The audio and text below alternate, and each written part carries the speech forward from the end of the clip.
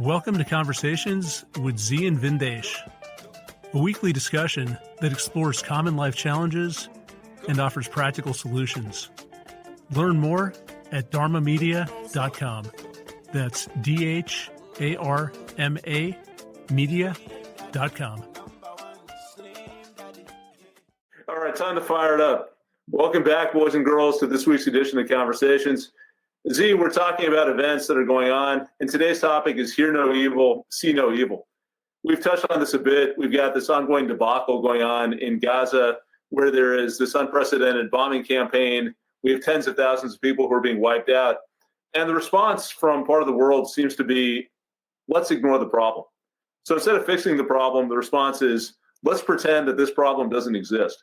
And we've seen this in a few different areas. So if you go back a few months, there was, if you remember, that incident about student protests at some of the universities, like the University of Pennsylvania, MIT, and Harvard. And students were protesting about this incredible amount of devastation in Gaza. And the response of society and Congress, instead of addressing the concerns, instead of saying, okay, maybe we should do something, maybe we should stop sending weapons, maybe we should apply more diplomatic pressure, call for a ceasefire, the response was, let's go after the people who are protesting. Let's shut them down. Let's silence them. So we had congressional hearings, and those discussions were around why Jewish students are being harassed, why these protesters are allowed to express their views in the first place in a way that is potentially threatening. And the whole discussion turned from a discussion around a genocide to a discussion about the appropriate way to protest and how to protest in a way which isn't going to scare people or offend certain groups of people. So we completely lost sight of the original issue. That's number one. Number two, we look at what's happening in the UK. You've got Rishi Sunak, who's the prime minister, and he came out recently and he said something like, yes, we all believe that human life is really important. And of course, we respect human life, but you have to protest in the right way. And we are going to have zero tolerance for people who are violent or who are disruptive. And for people who don't know about what's happening in the UK, the police are already very heavy-handed when it comes to protests, and this is giving them even more license to shut down these protests, again, instead of questioning their policies and saying, why are we voting against ceasefires? Why are we allowing this to happen? And then finally, the most recent thing, which I was reading about, there is this push to ban TikTok. So we see a bill, and that bill has gotten through the House as of today. It might get through Congress. It might get through the Senate. It might not. We'll see whether this actually turns into something real. But there is a growing consensus that we need to ban TikTok. And of course, there's always the discussion about the Chinese and how the Chinese are bad and their security concerns. But the real reason this is coming up now, if you think about TikTok, it's a platform that people are using to show scenes of what's happening around the world. So there are a lot of videos coming from Gaza where people are just picking up their cell phones and they're capturing footage of babies dying. They're capturing footage of destruction. They're capturing footage of atrocities. And there are a lot of these videos, and people are upset because these videos are sparking outrage. And they're leading to questions about why are we supporting this campaign in Gaza? So again, instead of addressing the issue, instead of saying, should we change our policy, the response is, let's pretend that this problem doesn't exist. Let's ban the platform that is raising awareness around these issues. Let's stop people from seeing what is really happening. And if we put it in the background, maybe eventually people will forget about it and we can move on and all this can continue. So I find this appalling. And I also find it just interesting psychologically about this technique, because it's not something that's new. You know, we've talked about the Vietnam War, and back then it was the same thing. Let's attack the protesters. So we have people who are protesting the war and they're funded by communists, or they're anti-American, they're anti-patriotic. We saw the same thing in the lead up to the Iraq War in 2003. Anyone who opposed that was unpatriotic, was a terrorist sympathizer. And we're seeing it now. We're seeing it now where there is a blanket campaign to silence any opposition and attack people who are, all they're really asking for is the decent treatment of human beings. You know, it's an appeal to our humanity, but we can't even listen to that. So Z, let's start over there. Give us your take. What do you think about everything that's going on right now? I'm going to put a spin on it from the point of view of just general health and well-being, how to really manage your own suffering. And you can't really do that unless you are healthy and well, not only physically, but also mentally healthy. So we talk about mental health issues. So everybody knows this term cognitive dissonance, right? And there's a few ways it can be expressed. I've been recently working with someone who has post-operative cognitive dysfunction. And what post-operative cognitive dysfunction is you come out of anesthesia and you tend to have a form of dementia temporarily. Hopefully it's temporary. And sometimes it triggers a mental decline. And what happens, a series of things happen. First, your reality is altered from the anesthesia. You come out and your memory is all over the place. So they call it memory dysfunction or cognitive dysfunction. And then you develop this really severe anxiety associated with your world being out of whack. Things aren't the way they were before. That anxiety actually causes the long-term traumatic damage to your brain. Now, why is that? Why does it cause traumatic damage to the brain? For one thing, our brain has many different layers to it. It has a memory, it has deductive reasoning, it has where your intellect is stored, it has all your senses, the visual cortex, the olfactory, it has all these things going on, and then it has a very reptilian part of the brain that deals with the basic fight, flight, survive, reproduce the species. It's not a very complex part of the brain, but it's being fed a image of the world coming in through the brain, through your brain, right? You have an image of the world, and its primary duty is to prevent you from hurting yourself, to help you find the mate, food, whatever. And it's not that sophisticated. It's real simple. Can I eat it? Or can I fuck it? Should I flee from it? Should I freeze? It's real simple. So when you start altering the function of the brain, one part of the brain, to make it believe something in front of it isn't true, it will affect every other part of the brain. You have to go blind. You have to convert vision, what you just saw. I really did see that. Then another part of the brain has to say, I didn't see that. So you can imagine if you had a computer that's feeding you good information, you'd have to load in all sorts of malware and viruses to make it have corrupted information. So whenever we are sitting in this world, a shared world together, and we have certain things that are common realities to everybody, and we have to decipher them and tell them that it's not that, or we have to distort what that is, in conflict with that primitive, simple brain, then we start to damage ourselves. So we're brain damaged. We have a large swath of society that is mentally ill, that is broken, that is unable to function. And it's a large enough number of people that it can affect all of us. The collateral damage of that dysfunction makes all of our lives worse. So you start to see cities like Oakland, which are now unlivable.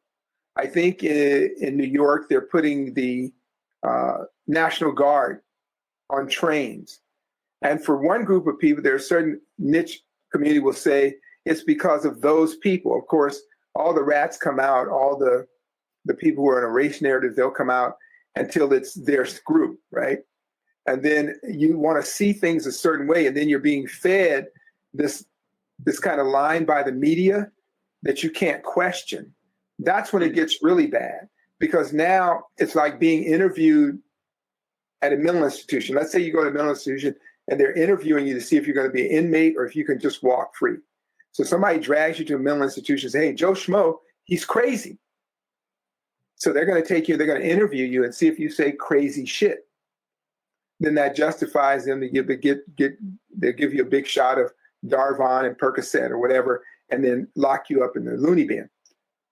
Nowadays, the media is telling you what's right in front of your eyes is a lie. What they're saying is true.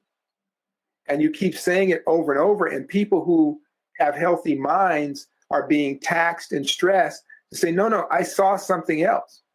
So this whole move that the government is making, I think it's right in line with the COVID scare. It's right in line with all the wars, right, that are being fought. This idea that there's like this enemy that's trying to get secrets from the U.S. because the U.S. is such a great place to live, that they want to destroy that because they hate your freedom. You have a huge obese population. Everybody wants to be obese. They want to be lazy. You got a lot of people that are hyper effeminate or something like that. Whatever your issues are, they have now made you believe that other people are after your right to be that way. Mm-hmm. Right? Even though the fact that you're that way means that nobody's bothering you. The fact that you could run around and behave the way you do, there aren't a whole lot of enemies other than your neighbors who you know who are like you. There's nobody far away that you have to fly a plane to get to that's going to harm you. So in order to get people who know that as a fact to believe something different, we have to assault your mind. We have to put in as much malware, as much viruses in your mind as possible. We have to weaken your resolve so we can then imprint you so that that benefits whoever it benefits. People are rich enough now to simply buy a media station that they don't like what they're reporting, have the reporters and journalists fall in line. They're not even journalists anymore. The TikTok thing is so beyond ridiculous because how does that hurt? Think about why that would hurt the government, that people could film and without editing or filtering it, show it to other people. Think about. Yeah, I mean, of course, that's not the stated reason. So the stated reason is the Chinese, and the Chinese are after us, and they want to take our secrets and get our data, which maybe is true. I'm not saying it isn't true, but they could get it anyway. I mean, Facebook, they could hack into Facebook. Right. You could hack into Facebook. Whether it's true or not true isn't the point. The point is you're going to pick certain information gathering tools, and you're going to outlaw those tools. What is the information that you want to hide from the public or deny exists? Why would you want to do that? If everything is clean and you're doing everything right, let it be transparent. Hold a camera to it. It's not unlike the issue with police cameras. All the cops know when they're getting ready to do their human rights violations, they shut the camera off. And then the next thing they do, the next plan B to that is they edit whatever's on there. The plan C is just tell people you don't see what you're seeing. Let me break it down. We're going to go frame by frame. That's what they say. If they can't, yeah, in fact, that's what they said. I mean, I remember the Rodney King video back in the day, and what was it, 94, 93? Or no, I guess it was earlier. It was 91 or 92. But you had these people just beating some guy who was defenseless, and they did exactly what you said. They said, no, look over here. He appears threatening. He poses a threat to these cops. They don't really know. They don't know his state of mind. And it's kind of like, okay, I guess, you're the experts. You tell us. And back then, maybe it was a little bit different. Maybe there's more trust in the system. I mean, now I don't know. Maybe it's a different type of control, or it needs to be more forceful. Yeah, Vin, look, Radheya, I don't see it much different. If you take that Rodney King moment and you have different social groups. So let's say the white folks in Simi Valley, they have a certain view of policing and the judicial system. The people that live in the city have another view. So when the people that have encountered that, it was never about Rodney King. It was never about George Floyd. It was about the behavior of the police. It was the behavior of the judicial system, because they don't distinguish any of us from any other one of us. There's no such thing as a good black, bad black, good Indian, bad Indian, good Chinese, bad Chinese. There's no difference to people who look at the world through that lens. So for people in Simi Valley who saw just a man getting beaten, they created a narrative in their head. He must be a danger, he must be this, he must be that. Or one of these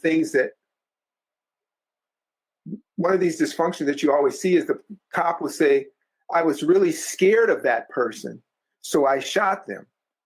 I'm saying if I'm really scared of somebody, I probably won't go near them. I won't approach them and provoke them if I'm scared. If I'm scared of a pit bull, I won't go and pet it. And as they see us as subhuman, if I am scared of Caesar the chimpanzee from Planet of the Apes, I want to avoid Caesar. I'm not going to go up to Caesar, harass Caesar, and then when Caesar rips my face off, I call in reinforcements. But yeah, and you made this point before, like, why would you be afraid? You're armed, you're trained, you're going up against someone who's defenseless. Why would you be afraid in the first place? Right, you're at the range, you got your gang tattoos, your Luftwaffe and your SS tattoos all over you.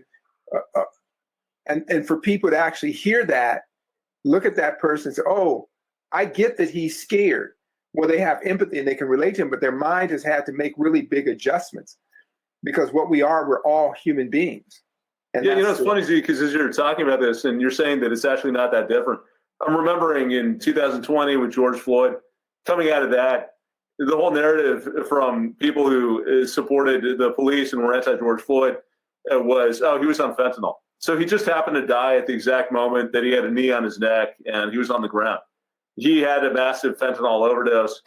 And even if you accept that as true, which I think is ridiculous, but even if you think that's true, it's kind of like, okay, why wouldn't you at least try and get the guy help? He's saying that he can't breathe. There are all kinds of problems with that theory. But it's almost like people are just looking for something to hold on to, some set of talking points that they can hang their hat on, and then they can ignore everything else and, put their fingers in their ears and go, la, la, la, he was on fentanyl, done. I don't have to think about it. Well, it's definitely mental illness, and you see it played out all over the world. It's one of the reasons that we have selective empathy, right? Mm-hmm. We have selective. So you see a baby dead, wherever, anywhere in the world, you see a baby dead. As a parent, you check your kids every night. You watch them sleep. Sometimes you get up in the middle of the night. And I remember as a new parent, and maybe you had the same experience, that you would go and check to see if they're breathing. Yeah. Remember that when you heard your first kid or your second kid, you go and see if they're alive, like as a parent. And then you'll see other people with kids and you'll give them the nod. You're like, yeah, hey, I get it. You have that window where you kind of go up to pregnant ladies and say, hey, I wish you well. How are you feeling? Did you ever experience that? Like when as a parent, you start to really relate to other parents, right? And I think that is innately human. Mm-hmm. But in order for you to look at one parent and one parent's baby and have no value or empathy for them, no concern, there has to be something going on in your brain. There has to be some sort of malware going on where you could watch that suffering and not only watch it and be maybe dispassionate about it or unconcerned or indifferent, but almost cheering for it, cheering for the death of children. I saw that during the Vietnam time, where when the people were working in the tunnels in Vietnam, and I have a friend of mine who was a tunnel rat in Vietnam, so he had to climb down the tunnels to look for people, and oftentimes he'd run right up on people. And he said one time he went in the tunnel and there was just a whole bunch of kids and women huddled together, and nobody was making a noise. Not a single noise. They saw him, they didn't scream or anything. And he pulled back. And then he was put up on charges for dereliction of duty because he didn't throw a grenade on him. And he said, that's okay because I can live with myself. So next time they sent another guy who was willing to grenade all these kids. And that guy was saying, well, they were killing their own. And he told a story about how the Vietnamese were hiding and the Americans were using a different acoustic device to kind of map the tunnels, one of those sonic devices. And they were just being as still and as quiet as possible. And one baby was sick and crying, and the mother held the baby so tight, held his mouth so closed that the baby died. And the only thing you could imagine is that she sacrificed herself and her baby so that that other group of people could have a chance at survival. She will never be the same. It's a heartbreaking story. For people to get excited about that, get aroused by that, you're mentally ill. You're a sociopath, right? You don't need a PhD to figure that out. And so what we want to do, being well and healthy as we move through this world and through this life, is to be mentally healthy and do our best. Time is going to ravage our body and our brains anyway. Everything else you add to that accelerates the ravaging of the being. I was telling Caitlin as she's going through all the cancer stuff and getting well, people are calling her. I was just saying to Caitlin, people are calling her for health advice. They're annoying her. They're not paying her. They want her attention, her time. I said, don't give anybody your attention and time. Focus on you getting well, because these people are batshit crazy. They see life and energy coming from you. They want to suck it out. Even if you like them, they can, without their own knowledge, suck the life out of you. Because when you're around a bunch of people that are mentally ill, it's hard to be well. Like you wore a mask for Kofifi, you avoid toxic places. It's very important to also do that with people who are in a weird state of mind. You don't have to share with them where you're at, right? But you need to observe where they're at so you can always have your true north. Things going on in the world are really insane. I think the other day I heard the U.S. was building a pier or a jetty or something into Gaza. Yeah, we're supposed to spend $500 million to do that, to get it over there. And they were airdropping food on top of people, not to the people. They were just smashing kids, pushing pallets out of planes. And the Israeli president said, hey, we're going to kill everybody. We're going to kill, indiscriminately kill. And all you need to do is shut up and send us weapons. By there's a red line, or you won't cross in terms of what humanitarian genocide, whatever the hell they're talking about. Yeah, he said that, and then he didn't complete the sentence. He's like, there's a red line. Okay, what happens if you cross it? We're on to the next topic. We don't have an answer for that.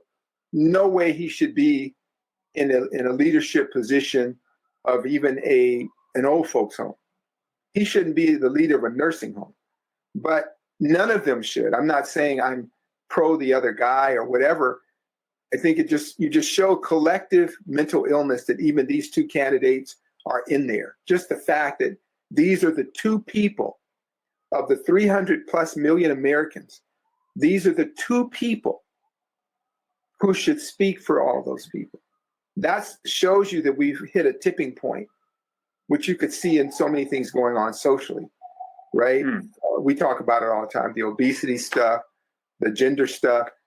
There's enough people that are crazy that this is now taken center stage.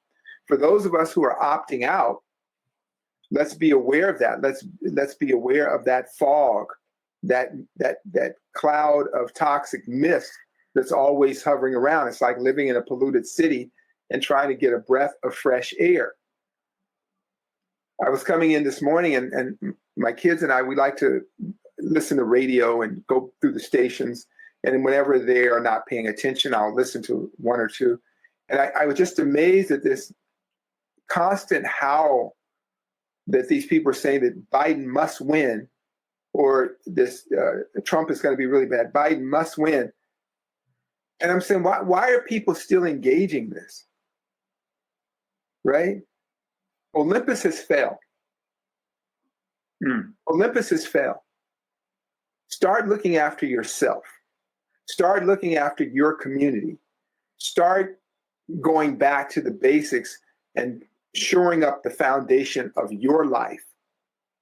The politic thing is over. The political game is over. Yeah, no, it's completely insane. It's delusional.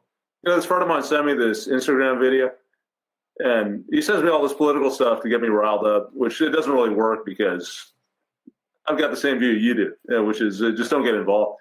But he still sends it to me. And there's this girl who was a Miss America or some beauty pageant winner, and she's all decked out in a bikini, and she's doing a rap. I think that's the other reason he sent it to me, because she's got some bars that she was spitting on this thing. Mm-hmm. And she's rapping about Trump, and she's there in front of this massive 4x4 truck, and there are American flags in the background, and she's rapping about how Trump is going to save everything. And I felt this is just such a perfect depiction of the moment that we're in. It's just so ridiculous. It is so completely ridiculous. This is what we're hoping is going to save us. Now, like you, Z, I'm not saying Trump is better than Biden or Biden is better than Trump, but you look at how people treat Trump, and they treat him like a messiah or a prophet. I put out some videos on Trump, and I got all this hate about how Trump is going to save this country and everything's going to get back to how it used to be or whatever. And I'm thinking, haven't you looked at this guy's history? I mean, don't you know that he's a scam artist from New York, that he inherited a bunch of money? He kind of faked his way to the top. He's massively insecure. Yeah, he says some things that are correct. I won't dispute that. I agree with some of his views, but his character is all about Trump. That's all he cares about. I mean, the corruption is there. It's all out in the open. And people are treating the dude like a messiah, which is so weird. I mean, it kind of gets to what you're saying or how we started this whole discussion, that it's a selective reality. We throw away the things that we don't want. We don't listen to the things that are offending our point of view. And we just take bits and pieces and we create our reality and we feel comfortable. But as I'm getting a little worked up about this, Z, it does spark a question that I've got for you. People do this because they want to feel comfortable. Because as we've talked about before, if you've got some view that diverges with that of your tribe or what you've been taught or your identity, it's like, I just feel physically uncomfortable. I can't sit with it. My head is going to explode. So people do this as a form of reassurance. And in that sense, it's maybe a Band-Aid, maybe a medication, and makes them feel better. But what you said up front is that it's a long-term problem. So it's going to lead to disease and mental illness, and not just in an abstract way, but it's going to lead to degenerative conditions in the brain. So talk a bit about that. I mean, how is it that we do this to feel good, but it actually undermines our health? Well, yeah, it's a false energy lift. It's kind of like what sugar does to your body. When you do excessive amounts of sugar, it forces the pancreas to secrete insulin. Once you secreted insulin, you have, for a moment, a kind of euphoria, a nice level of energy. Your energy comes up. But after you do that for a while, the body can't keep up with that insulin spike. And then you have the crash. And you see it with maybe if you know people who, when they get hungry, they get angry, right? That their insulin levels are being altered. So they're real angry. They're real mad. It's like that commercial and somebody is really angry and they turn into Oprah Winfrey, then they eat a Snicker and they become this really nice little girl. And you remember those commercials? And so that's hangry. And that's a glycemic issue. That's actually warning you that you'll soon be diabetic. But it feels good in that moment. The same way when people do any type of drug. I have a client who screwed himself up doing liquid heroin, something called lean. It broke through the blood-brain barrier in his head, and the young man now has MS. And I said, why would you do something like that? What was so bad about your life that you needed that? And that's really the question. We want to ask people, what's so bad about your life that you are getting involved in a lot of this madness, or you wish ill will to other people? What is it about? What is the dopamine rush you get from wishing ill will to others or wanting others to suffer, when if we were all to withdraw, we could see that we have enough to manage in our own life. We should manage our own life. We should work on the people close to you, right? That's what I was saying to Kate. Let's be focused and devoted to those that are closer to us, and let that be a beacon for the world. I believe that, too, when you guys are getting caught up in politics, you think about the amount of money that is going out to all manner of things, be it building guillotines at the border, to sending money to bomb Gaza, and then sending a little bit of money to fix Gaza. Does anybody see how insane that is? You talk about a migrant crisis. If you would leave the politicians of those countries alone, leave the people alone, they wouldn't flee the country and be beating your door down. Yeah, dude, it's insane. I was having this discussion today with a friend of mine. You got Trump, who's beating the drum on the migrants and talking about how the Democrats have failed and he's going to solve the problem. So we got a lot of Venezuelans who are coming into this country. Now, why is that? Because back in 2018, Trump put all these sanctions on Venezuela. So they weren't allowed to sell oil. They weren't allowed to borrow any money. Government revenues went down by 50%. I mean, it was some insane thing. Like, the economy completely collapsed and people couldn't get basic supplies. They couldn't get medicine. They didn't have a functioning economy. So it turns into a complete wasteland. And so then you have people coming here and they're trained to pick pockets and steal to survive. What do you think is going to happen? What do you think will happen is causality. And one of the things that we know is a basic test of our cognitive harmony within a range. Look, we're going to all have stressful days. We're all going to lose sleep some days. We're all going to go through a lot. But what you can always do is really find your true north. And one of the challenges that most of us have who grew up in and within Western culture, even if we're immigrants, is this idea of one, we talk about it all the time, entitlement, and also the lack of understanding causality. What causes a thing? What caused the thing to happen? What will be the outcome? What is the basics of Bohr's law of thermodynamics, where everything costs something? What will be the cost of this? And then that's when people wake up and go, I'm shocked. No, you caused this. From a health point of view, what is the cause of taking in too many calories and not burning enough off? It is simple. It is gross obesity. What is the cause of eating genetically modified foods that are high in synthetic and phytoestrogens? You're going to have a lot of gender ambiguity. It is a causality. It's not against or for anybody. This is what will happen when you do this. If you cage people long enough, like the prisons are going, they want prison reform. They just, here in California, there's a federal prison in Dublin, California, that has been more or less just a rape central, where the warden, everybody would bring different people in and they would just rape women. And there was no oversight.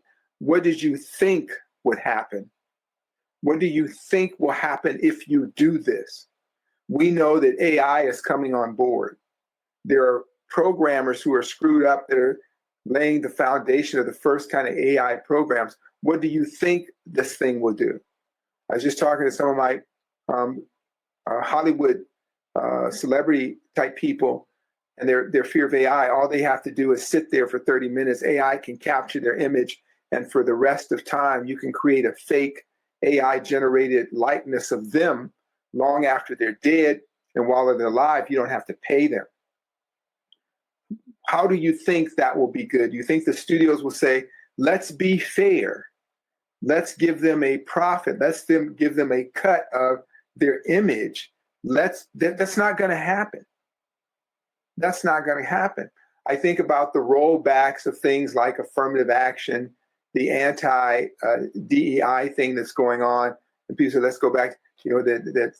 This kind of crazy idea that some like white people are being discriminated against, and that gets traction to people who've never experienced discrimination. But for the people who fought for those, who had older people in their family who may have went to jail, died to get a law passed, you can easily see just with the swipe of a pen, some disassociated person could eliminate that law. So you never had anything. You never really had anything. And that's what a lot of people who were involved in civil rights and human rights said. You never really gained anything, because if they can, with a pen, give it to you, they can take another eraser and erase that or wipe it out. So the only way you're going to get anything is you have to go through the same bloodshed and sacrifice everyone on planet Earth has gone through to establish their own homeland. And that has to always be defended. So for people who are, let's say, they don't want Black people at schools or something, there's something called HBCUs, historically Black colleges, that produced really cool people. One helped win World War II with the Tuskegee Airmen. You could look it up, all the great pilots. When Elon Musk says he wouldn't get on a plane that Black people flew, all good. That's great. Don't buy Teslas, Black folks. It's really that simple. If you do, you support that narrative, and maybe you deserve what you get. I feel like you got a Tesla. Huh? You have a Tesla, right? I had the Subaru Solterra. Yeah. Great little car, probably only cost 2 or 3 dead Africans. Great little car. Yeah, so it's a 50% savings on dead Africans. Yeah. And so these are realities of our world. But one of the challenges we have as well, people, is really understand causality. What causes a thing? Reset your brain.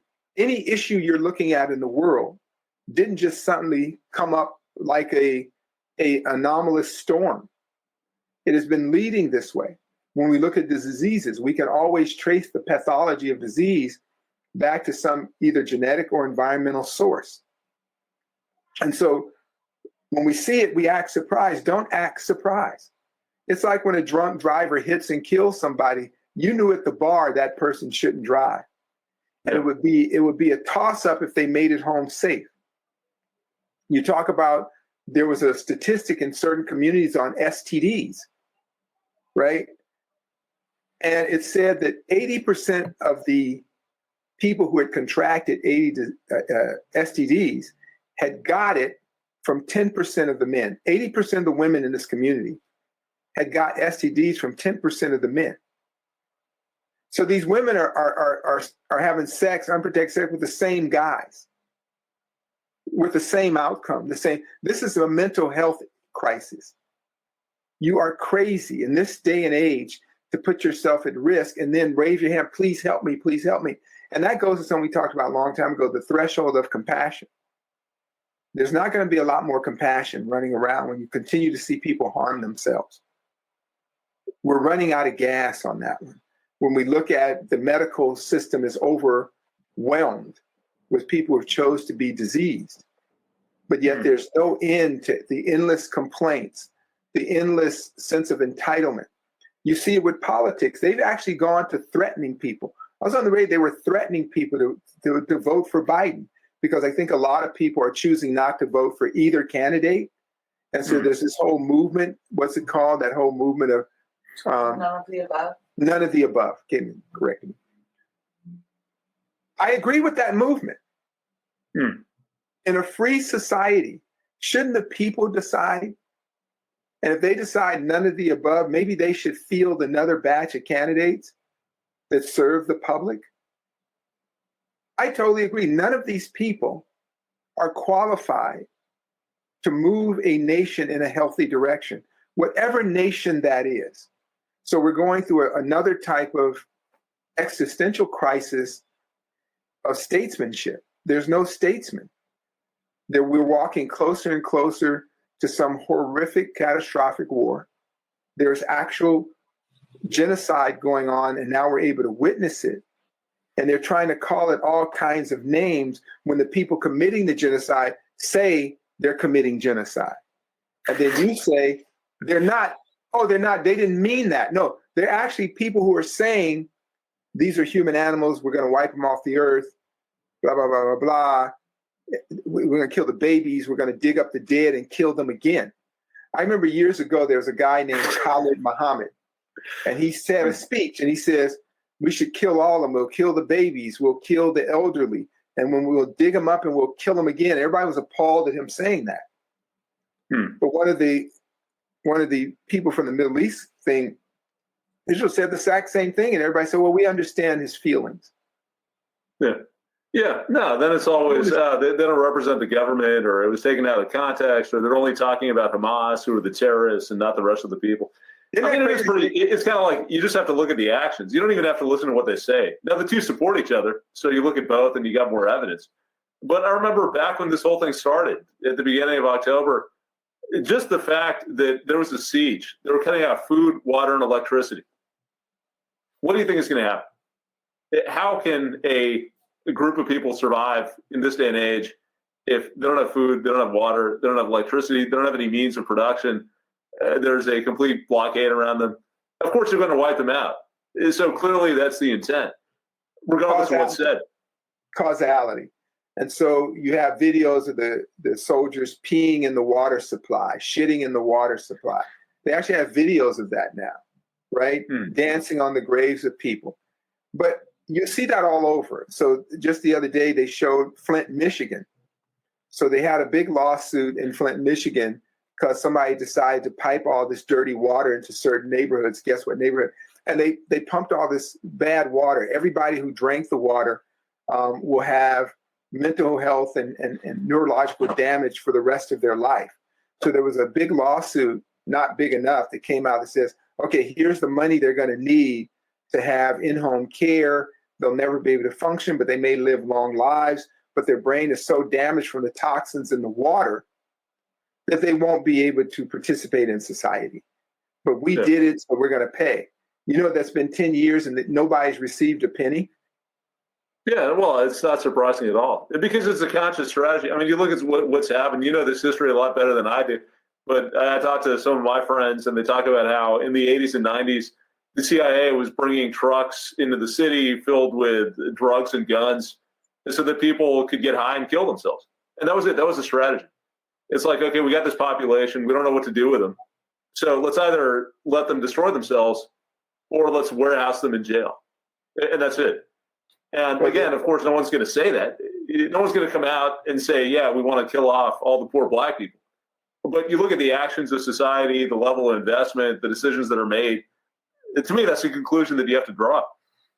You know, when you had the Iran-Contra thing, that it all came out, they were using the drugs to fund wars that Congress and Senate hadn't approved of and that sort of thing. And all I'm saying, whatever side you're on, maybe you like that kind of stuff. But universally, our common human makeup wants to, whatever you see in front of you is real. And if you tell me what I'm seeing is a mirage, it's an illusion, it's a cartoon, then either I believe you and I have dementia, or I need to resist that you're trying to tell me that I can jump off a cliff and survive. Yeah. Right. So what you're saying, Z, is it's much better to see it and just own it. So if you see it and you don't care, and you're like, there are a bunch of people who are dying, I don't give a fuck. Totally. I admit it. You know what? You're much more healthy mentally than if you say, oh, that's horrible. I care about people. I love people, but they deserve it. Or that's not really happening because there's nothing we can do about it. Yeah, most of us have a conscience.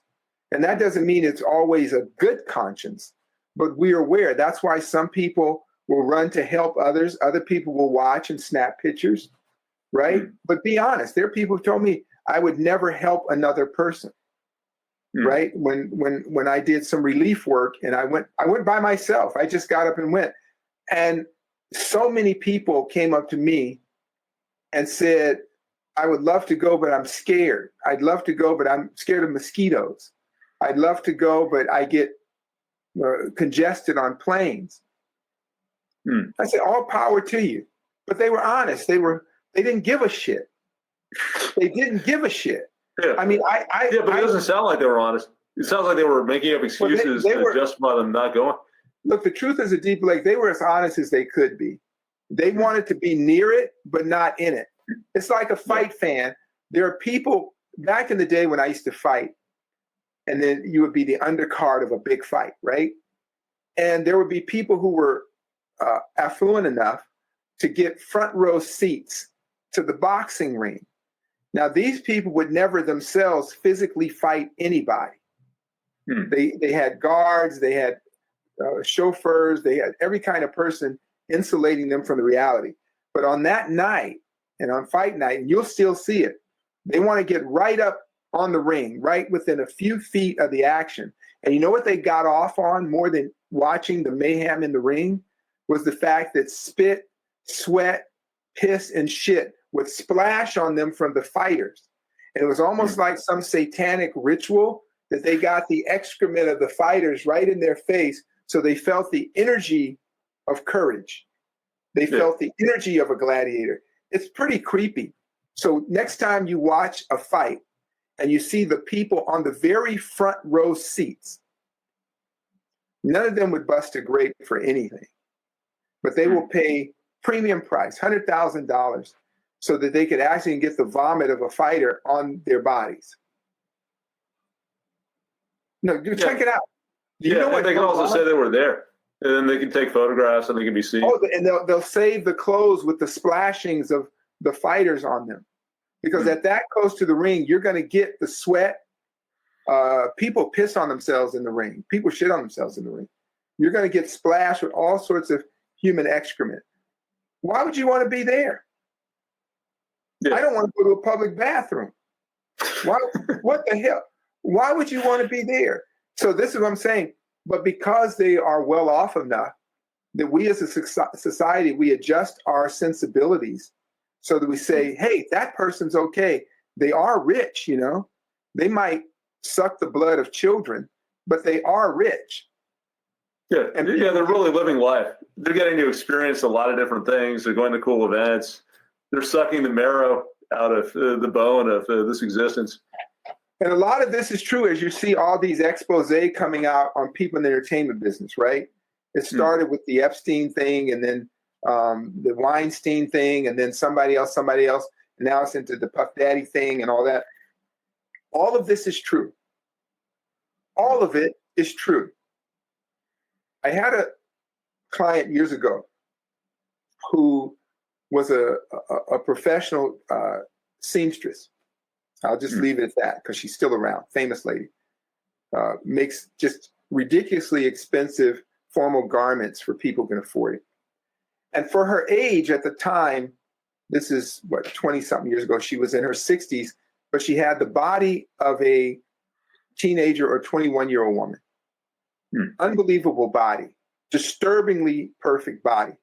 Didn't have plastic surgery. It just looked like they had sewed the head of an old woman onto a young woman's body. That's what it looked like. So as I got to know her, and we were working on things together, and I'm really curious,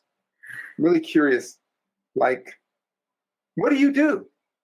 And she says, oh, I do stem cells. Now, mind you, this is 25 years ago, 20 years ago. Nobody was into stem cells. It was just talking about it. I said, really? Where do you go to get that at? That's new technology. And she says, oh, no, I get organic stem cells. So what she would do is once a month, she would go to Mexico, where they have late-term abortions. And they would get a fetus that was at 38 weeks, 30 weeks, whatever, 35 weeks, whatever, pull it out. They would schedule it. When they were pulling the baby out, they would stick a syringe in the base of its spine, pull out the cerebral fluid, and inject it in her. Wow. And she's telling me this story, and I'm trying to just be real cool listening to it while I'm talking to Satan's sister, right? I'm like, I maintain a total poker face. Yeah, at least until she pays her bills. You got to collect that money. Yeah, I had to get paid, but I'm sitting there and I'm just creeped out. This is cannibalism. And she's trying to read me because she's confiding in me this. And I just remain very stoic. I just, oh, yeah, okay, that's interesting. Simple. And she said it's really weird because sometimes you see the baby almost seems to be alive. I'm thinking to myself, the baby is alive, bitch. You know? And it was just shocking to hear that. It was beyond shocking. And she was so devoid of any human affect, like, wow. And every other part of her life, she was a very nice lady. She was a very nice lady. And there was an incident back around this time where the Mexican border was closed. For some reason, they had closed the Mexican border for a few days. There was some event that I don't recall, but it was some big event. And she was very busy and had scheduled some major celebrity clients at that particular time. And she missed her appointment to go and get dead baby juice, right? And she came back, and the next time I saw her, maybe a week later, she came and she had a burqa on, something that looked like a burqa or a beekeeper suit. And she started to shrivel up. And she said, I missed my appointment. and you know, it was like one of those horror movies. It was just like a horror movie, dude. And then she, it took her months to like recover. She was going to Mexico like every week or something. And she couldn't get enough dead baby juice to catch up. And my point being is that this is a sick person in terms of our collective society. At least I think that. I don't own the truth. None of us own the truth. But I think as I work with people and I look at the trajectory of good health, there's also people who maintain really good health for the days that they're on this earth, be it they live to 50, 40, or 100. They all tend to have a certain way of guiding themselves away from mental illness. They adjust really well. And they tend to pull away from bad news. That's another feature when people are recovering from disease or when they're near death and they want to make peace, is they shut the media off. They don't want to see this world anymore. They don't want to see the sickness of the world. They want to see things that are healthy, well, abundant, beautiful, right? They're listening to beautiful music. They're watching beautiful scenery. They're not trying to hear the stuff that we are now normalized to hear. I can't really go to bed well at night unless I hear about a good war somewhere, because we've normalized this kind of madness. And that's where we put ourselves on the edge of that mental health and well-being cliff. And so for us to be healthy, we have to really reject this stuff and get out of this cognitive dissonance. What you see in front of you is actually what's in front of you. Why you didn't see it or why you missed it is because there's something going wrong with you. You follow me? Yeah, it's interesting. It brings a couple of things up. I mean, one is just the anxiety of dealing with these contradictions. If you ever have something that feels like a contradiction, you can't make sense of it, you're trying to prove something to yourself, it's mentally uncomfortable. It becomes physically uncomfortable. And you carry around that anxiety. It's going to lead to all these clutching disorders that we talked about. You got too much tension in the body. You would know this better than I would, but it probably increases your blood pressure, and you just don't feel good walking around. So you got the anxiety, which is already out of control, which you're adding to. And beyond that, I want to ask you one more thing, Z, on this topic. To me, it feels like if you're shutting yourself off from the rest of humanity, at least for most of us, I mean, there might be some psychopaths who just enjoy torturing and killing people. But for most of us, there's some connection to other human beings. You know, we see someone in distress, we feel pain. It makes us feel upset. We want to turn away from it. We want to do something to help. You see people one-on-one, you can still see that impulse. Let's all lift each other up. And if you are turning a blind eye to a lot of the suffering that's going on, you're basically shutting yourself down. I mean, you got to be closing off that mechanism. I almost feel like you'd be closing down your heart or putting a wall up around your heart. And how is that going to affect our relationships with other people? And we look at what is going on in society right now. People can't relate. You know, people can't have meaningful relationships. There is a lack of intimacy. There is a lack of connection. You talk about it. You go to a restaurant, you can't even walk around without tripping over a dog leash because people have given up on humanity. So instead, let's buy a dog and let's kiss that dog and use that dog for companionship. Nothing against dogs, but it's not the same thing. And if we're so shut down and we've lost that ability to have that empathy, what does that do to just our ability to go through a life, have friendships, have relationships, have companionship? Talk about that for a second. Yeah, our whole life is a bunch of different chemicals being excreted in our brain and gives us our reality. You know, your brain produces acids just like LSD. When you're feeling good and you're feeling euphoric, when you bond with somebody and when you don't. Why is solitary confinement so difficult for human beings? Because we often, if we're not trained to override that mechanism, we are really set up to reference ourselves based on the people we're around, right? That's how you know you exist, because other people acknowledge you, right? Either even negatively or positive. People would tell you, why are you in a bad relationship? Why do you go to hazing or whatever? Some people would rather be abused than be alone. They want connection because something's gone haywire in our primitive connection mechanism, that even if it's a negative connection, we want connection. Humans thrive on that.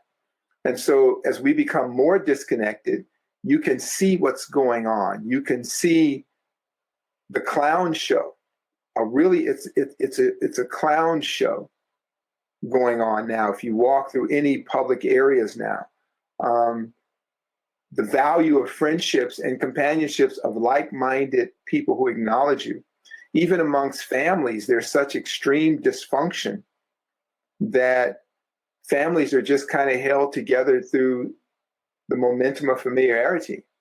They're not really talking, connecting, looking forward to see each other. They're just automatrons connecting because that's where they were supposed to be. But the connection, that energetic connection, is going away.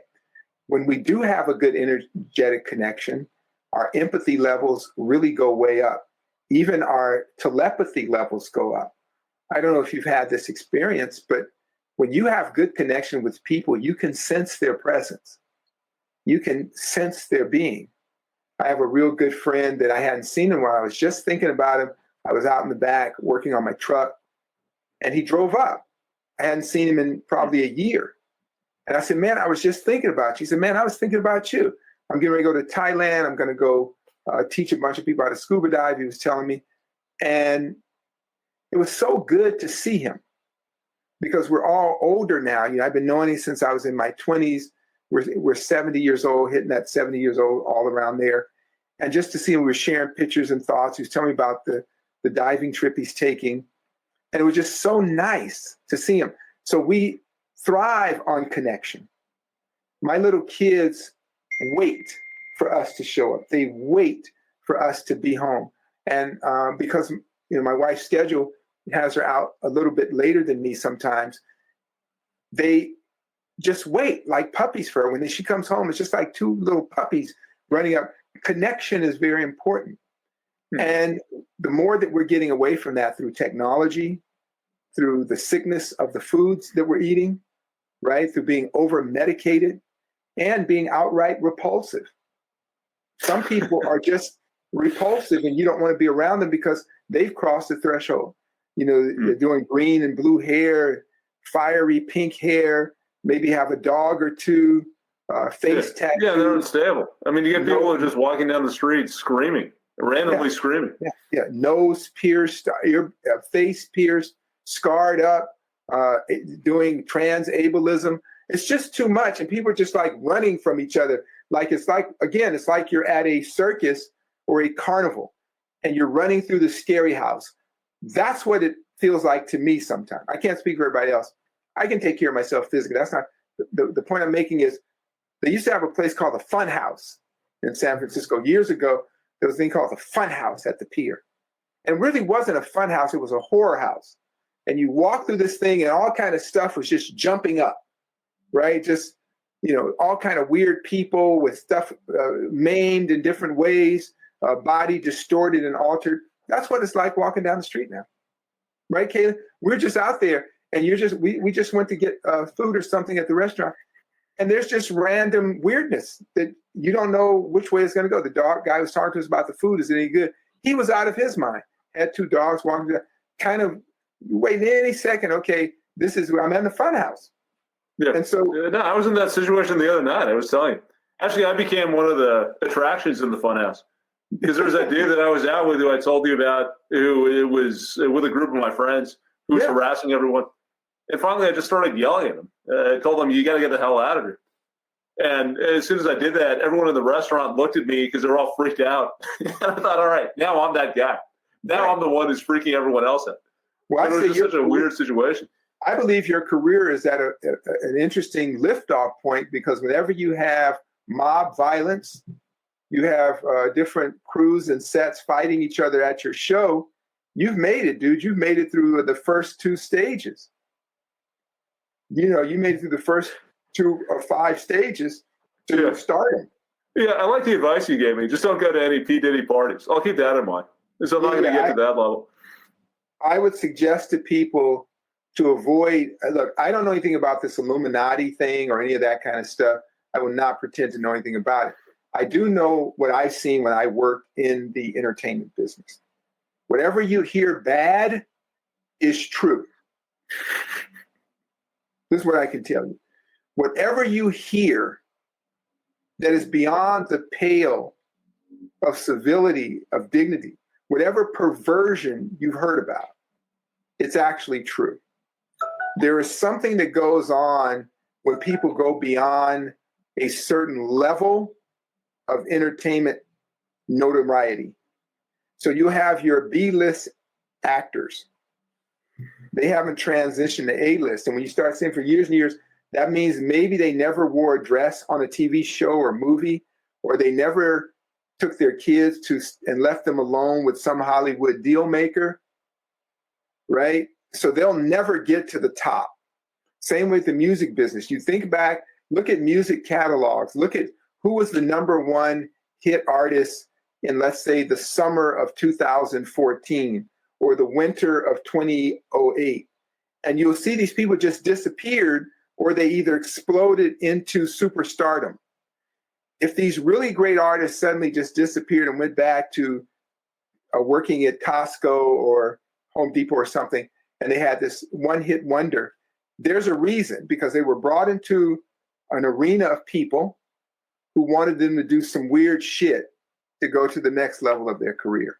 If you're a writer and you write really good, you go to a publishing house and your book is great and it's going to sell, and all they need to do is you got to meet a few other people and come to this party. Whenever they tell you to come to the party, don't go. If they can't do business with you between 9 to 5 in a regular business situation, then it's going to get into weird thing. But it's really a test of your character, not theirs. And look, I won't moralize it. If you don't mind, pedophilia, bestiality, all this kind of stuff, and other kinds of things, whatever, then that's your thing. But you know what? It'd be healthier if you just say it. Just say that's your thing. Yeah. Just say it. Yeah. Bring it out into the light. Yeah, and nowadays it takes so much energy to conceal all this stuff, to hold it inside. You put it in the shadows. That's where a lot of trauma comes from, because you can't admit that you got these sexual fetishes, or you can't admit that you got these violent thoughts. And it's like, no, I got to be perfect. That's not me. That's not the real me. But you can't deal with it. Whatever you want to do. I mean, whether you love it or you hate it, you got to acknowledge it. And then once you see it, at least you can move forward. Yeah, that'll ruin you more than your fetish. Right? You hiding and holding it in, and then you get busted while you're in office, or somebody years later outs you 20, 30 years later. Somebody showed up and you did some crazy stuff to them, and now they want some money. Just right now, we live in such a interesting time. I think in the Bible times, it was Sodom and Gomorrah. Roman times, it was a time of Caligula or something. And nobody cares. Just be open about it. Right? I remember there was a guy running for president named John Edwards. I don't know if you're old enough to remember John Edwards. He was running for president. They found he had gotten his press secretary pregnant. Right? The poor guy, they had already been busted. They had cameras, him kissing the baby. And up until the last minute, he just lied and lied. I said, no, I had nothing to do with this girl. This is all tabloid lies. And they have pictures. They have phone calls. Somebody tapped his phone. Hey, baby, give me the signal. And they had a special signal between each other. They would hum a tune so that you would know it's on. And he had just a real thing for his press secretary. He lost the White House. And by the way, he was doing it while his wife was dying of cancer. Right? I look over at Caitlin and say cancer. No, not you, Caitlin. Okay, Caitlin's fine. She ain't going nowhere. She ain't going nowhere. So this guy was John Edwards. Had he just been honest from the beginning, look, my wife's going through some medical shit. She may not make it. But my wife and I never got along. We were on the verge of divorce, but who would divorce her at this moment? So while we have been in a celibate, estranged relationship, I've been seeing Rael Hunter, or whatever the girl's name was. That's my girl. And just like the King of England, what's the guy? Didn't he kill his wife, the princess, and then got Camilla? And now she's walking around like the Queen of England, right? She's the Queen of England now, right? The side piece. The Queen Consort. Yeah. They have a name for it? It's consort. Isn't the consort hoe? I think consort means hoe. It's another word for hoe. Yeah. Okay, but she's the Queen of England now. So if these people would just be upfront, it relieves you of something. And all these entertainers and stuff like that, there are star makers that you don't really know, that you never really know their name, but they're always hovering around. It's never the star, it's the star maker. And those are the weird ones. Those are the ones that want you to do really creepy stuff because they have power over you. So if you just want to be successful in your career, one would have to build a roof to their success. So when you sell that first million albums, you make about 20, 30 million, that's it for you. That's it. Don't go any further. Because in order to do that, you have to go to these parties. Yeah. I don't want to be crawling around all fours on someone's leash. I'd rather not do that. And excrement. That's not even the stuff that they're involved in. You couldn't imagine. As twisted as you are, as pervy as I am, you can't imagine the stuff they're into. Yeah, I think that's a lot of our problem. It's a failure of imagination. I mean, actually bringing this thing back to the original topic about mental health and these contradictions that we try and accept, I think a lot of it is that we're just trained to take people at face value. Someone says something and they're an authority figure. It's like, oh, it must be true. No, they're lying through their teeth. Or it can't really be that bad. They wouldn't really do that. They wouldn't really go and murder and kill everyone. Yeah, they would. They would. So maybe we just need to be a little more fluid and creative. Or they look good to us. Didn't the guy whistleblower from Boeing? They just found him. Oh, yeah, he was dead. Yeah, the guy was saying, hey, their planes are built with cracks. They're not torquing the bolts. There's a lot of problems with these planes. They're really pushing them out. And so what people want to understand, when you build an aircraft, you do a big aircraft build. The aircraft comes from the factory, then it's sold to somebody with a maintenance agreement, right? So you buy the aircraft. Let's say the aircraft is 30 or 40 million. When you buy that aircraft, they also know that there's another 100 million in maintenance that's going to be done to that aircraft over a certain period of time, if not the next 10 years. So if you sell a plane that is questionable, you can hide all that in the maintenance fees and get more money, right? So if the wheels don't work, hydraulic lines are leaking, seals are broken. And so the whistleblower said, hey, this is what this company's doing. They're not really putting them together right, so they can do their basic shakedown flight, their cert flight, right? They'll do a certification flight, and everything works okay. But maybe the third or fourth time, the wheel falls off, some weird stuff happens, windows fly out. So that goes under the maintenance, goes in, goes blah, blah, blah. The checks are already written. So the guy's explaining this. He comes up dead. Dead. Then they say, oh, he committed suicide. They always say the same thing. And the public just goes along with it. Yeah, dude, it's pretty amazing. In fact, I think I put out a clip from our podcast on propaganda, and someone responded to it. I got in this back and forth with someone on Instagram, and they were questioning the human rights record of Russia and saying, oh, it's so much worse than the U.S. And I said, okay, let's take a look at what the U.S. has done. And as one example, I brought up Libya and the fact that we murdered Gaddafi in 2011. And the response was, oh, yeah, but he was killing his own people. I'm like, dude, that's the point. That's what they tell you. That's the propaganda. But people just can't get beyond it. And I'm amazed at you because maybe because it's a generational thing and I'm a boomer, I don't get the, what do the people call the trolls, frogs? What do you call them who say weird stuff? They comment and you don't know who they are. They're called trolls. I don't get that because I don't know if they're robots or if they're just people that look for different sites to hate on. Because if I see a site I don't agree with, I just move on, right? I don't think I've ever commented on anything. I think that's a new thing. And dude, that's a good strategy if you want to live your life. But what if you just want to be a miserable person and waste your time? And then you got to dig into the comments. Yeah. And I think it's funny because when you look at those kinds of things, just like the conversation you're having, you realize there's some disconnect in a person where you're making a simple point that's really simple point. Let's say human rights. You check the numbers. That's all you do is check the numbers. You look at incarcerated people in a country. You look at wealth disparity. You look at access to the judicial system, and then come to your own conclusion based on the math, not what you feel like. When it comes to the anti-blackness race narrative, most people hate black people. That's what we've been taught. That's what's been sold. Most black people hate black people. Most different types of black people. Samoans are black.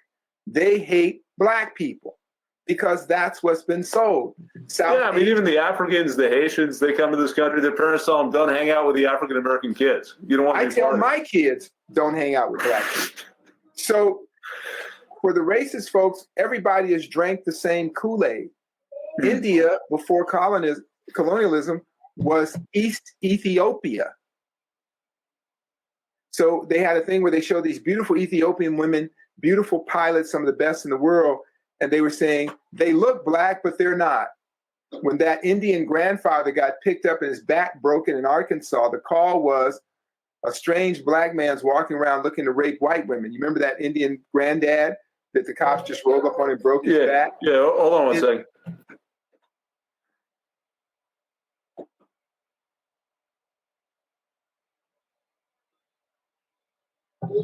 Yeah, I mean, you read, it's an interesting point he makes, about how that Indian guy was referred to as a black person before the cops broke his back.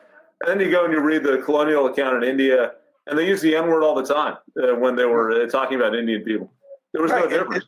Right. And so around back in the day, there was a Sikh guy who came here, and he was a high caste Sikh. And he went to court to be declared white because he was listed as black at immigrations and in the citizenship papers, because everybody has drank the same Kool-Aid, right? Of this kind of anti-blackness, pro-whiteness thing. Even in Gaza, they have an area called the nigger area of Gaza where the black Palestinians live. Even though I really feel for the people, I understand it. So when people write racist shit, it's just kind of weird. We know it. We get it. We get it. I get it. I get you drank the Kool-Aid. But I also get the fact that I love who I am. I walk this earth. I've done real well with my life. And the people that hated on me, they didn't win. They didn't win. They lost. Yeah, they're all dead. You made sure of that. Yeah, I'm saying I'm good. And I understand where it comes from. Because if you read, if you study, you'll become more of a humanist than a racist. You know what I mean? And you get that culture makes people. The culture defines you. And there are people who have different cultures that evolve inside of nature, and some cultures evolve outside of nature. Right now, we're living outside of nature with the dependency on tech and AI. We're not really growing our own food. We're genetically modifying. Let's see where that takes us. You find other cultures we call primitive that would live within nature. What is their level of happiness? What is their level of contentment until you bomb them? You look at them and say, oh, these primitive, horrible people, they have no mental health issues. They have long marriages and they live happy lives. So it depends on what rocks your boat. So, yeah, you're right. It depends on your perspective. So why don't we wrap over here? People are getting restless in my household. I hear you.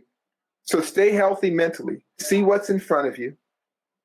Take the shades off your eyes and be healthy. Let's have a good life. Yeah. All right, Rod? All right. Hell yeah. Easier to just admit that you're a freak. That's my philosophy. Yeah, own it. Isn't that what all the people in society now, they want to own and come out of the closet, whatever they're doing, they parade around and do all kinds. They owning it. Go for it. Yeah. All right. Talk to you next time. All right, brother. Peace. If you enjoyed the show, please consider leaving us a review on Podbean, iTunes, or your favorite podcasting app. Each 5-star review helps us bring you more unique and insightful content. Learn more at dharmamedia.com. Peace.